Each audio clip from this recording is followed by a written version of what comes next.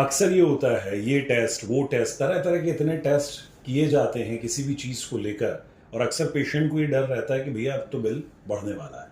तो जब पैर दर्द की या कमर दर्द की समस्याएं लेकर पेशेंट आपके पास आते हैं, तो वो कौन से टेस्ट हैं जो बहुत ज़रूरी हैं? स्पाइन में अगर हम पेशेंट्स की समस्याओं को कैटेगराइज करें तो दो तरह की समस्या होती हैं। ओके।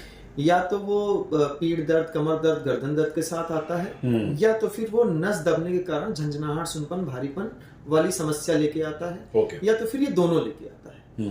अगर हमारे पास कोई पेशेंट आता है जो कहता है डॉक्टर साहब हमारे केवल कमर में दर्द है और हमारे पैरों में कोई झंझनाहट, सुनपन, भारीपन नहीं है, कोई हमारा दर्द कमर से पैर में नहीं जाता है, ऐसे पेशेंट्स में x-ray most of the time sufficient होता है। ओके। क्योंकि इसमें नस का इन्वॉल्वमेंट नहीं रहता है और एक्सरे से हमको बोन के बारे में, जॉइंट के बारे में पता चल जाता है। ग्रेट।